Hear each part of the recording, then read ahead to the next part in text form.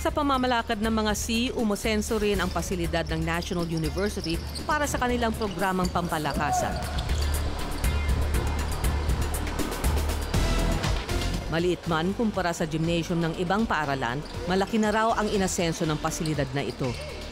Na-improve na nga at may funding na nga, hindi ako makapaniwala na given yung limited space, iisang volleyball court, iisang basketball court, all your teams use these same facilities. Paano niya nagagawa?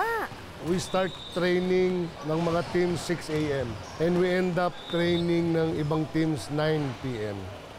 So, in-schedule lang namin ng maigi to accommodate everybody. Yan na ba ang secret ng NU? Magaling na coordination o magaling na sistema? One of the ingredients, ma'am, one of the factors. Isa pa nilang mahalagang sangkap, disiplina. Disiplinang batid sa kanilang paghahanda para sa Season 78 ng UAAP. Mas lalo silang ganado ngayon dahil sa hangaring maghari muli sa court at maging back-to-back champions.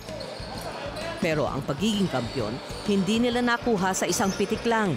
Unti-unti nila itong pinaghandaan. Maganda na ang laro, they would have pa isa-isang player na maganda talagang pinakikita. Hindi lang isang panalo na nakuha nila, nakakatatlo na sila, nakaka-apat. Ina-upset nila yung mga malalakas na team. Sa score na 75-59, tinambakan ng Bulldogs ang FEU Tamaraws sa kanilang do-or-die game para makopo ang kanilang ikalawang kampyonato sa men's basketball matapos ang 6 na dekada. Taong 1954 pa kasi nang unang masungkit ng NU ang men's basketball trophy. Kumikinang-kinang na yung kulay nila sa mga tao dahil nag-champion na yan. If you look forward to the professional life already, pag pinag-usapan yung mga recruits ng mga professional commercial teams, galing yan sa winning program. Gusto natin isali kasi may winning attitude yan. Kaya ang mga manlalaro ng NU, salang-sala na raw, lalo pat naging mas agresibo na sila sa pagre-recruit ng mga manlalaro.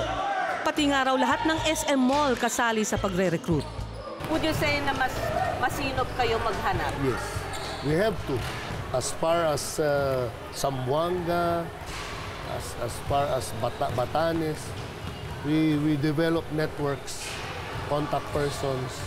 Meron kaming mga SM stores sa ibang provinces. We can talk to them and baka somebody's walking na babae na matangkad, inform us right away. We do everything. That's why nga sabi mo, ma'am, masinop.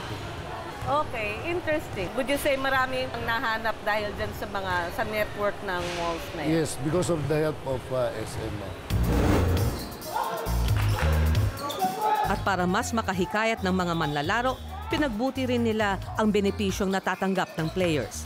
Scholarship, allowance, tirahan sa mga air-conditioned dorm, sapat na nutrisyon at healthcare para punan ang mga pangangailangan ng mga atleta. At meron pa silang pagkakataong pumasok sa semi-professional teams ng SM Group.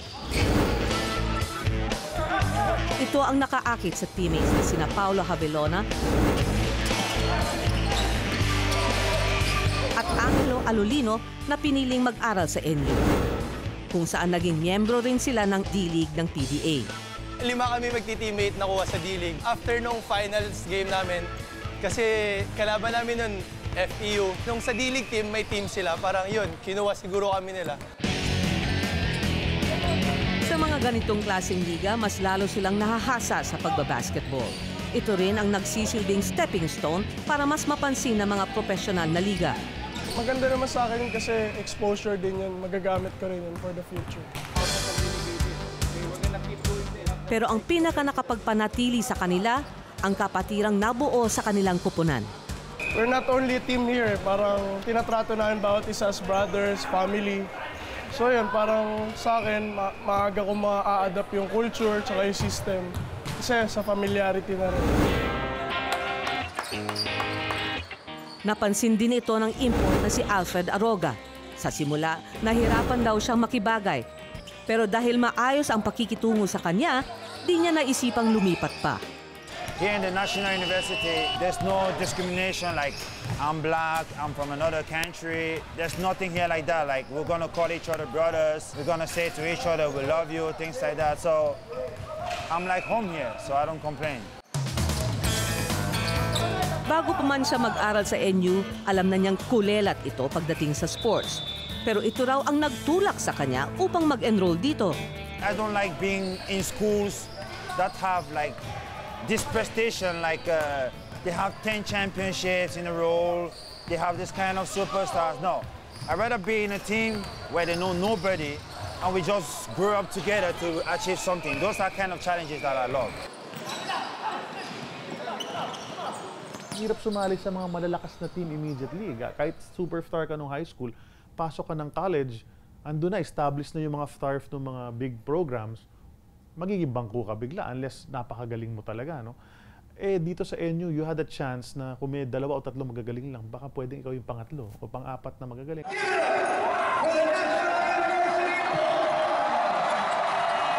So happy and I'm thankful because we went through a lot.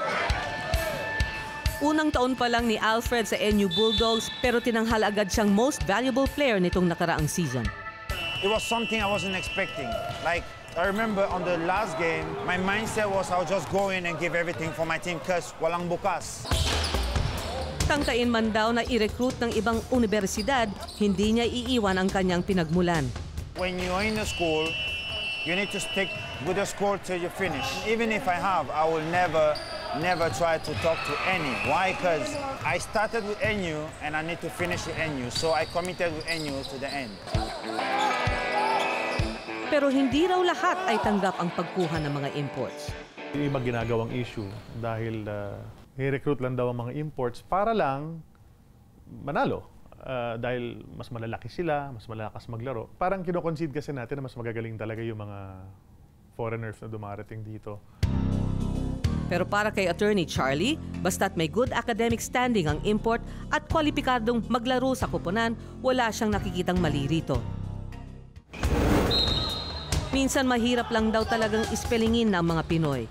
Kapag kasi ang mga manalarong Pinoy ang kinukuha ng ibang bansa, ipinagmamalaki natin. Tuwan-tuwa tayo. Pero foreigner tayo na naglalaro sa Amerika. Wala naman nagreklamo doon, di ba? Pero ngayon na may gusto mag-aral dito sa Pilipinas at gusto maglaro rin ng basketball at the same time, I mean, assuming that's the intention talaga is student first and then athlete second. Hindi ko alam kung bakit ayaw ng iba yan. Katunayan, isa sa mga dating manlalaro ng NU ang gusto ngayong lumikha ng pangalan sa Amerika, si Bobby Ray Parks Jr. Na-decide ko lang naman na lumipat dito ulit sa Pilipinas dahil yung tatay ko, na-induct siya sa Hall of Fame. Nakausap niya si Sir Hansi and from there, rin-recruit na rin po ako ng SM group ko. Bigumang makuha ng koponan niya ang kampyonato bago siya graduate, 2 beses naman siyang naging MVP sa magkasunod na UAAP season 74 at 75. Blessing talaga siya sa akin na yun nga, napili ako maging MVP. Pero at the end of the day, mas gusto ko maging champion as a team. Kasi it speaks more of not just sa individual, pero as a whole team talaga na talaga nagtulong-tulong para sa isang goal. Hanggang ngayon, kaakibat pa rin ni Ray Parks ang SM Group para maabot ang pangarap na makapasok sa NBA. Actually naman, yung sa talagang dream na makapasok ng NBA, at alam po nila Sir Hans yun, at patuloy pa rin nila akong pinagsusuportan.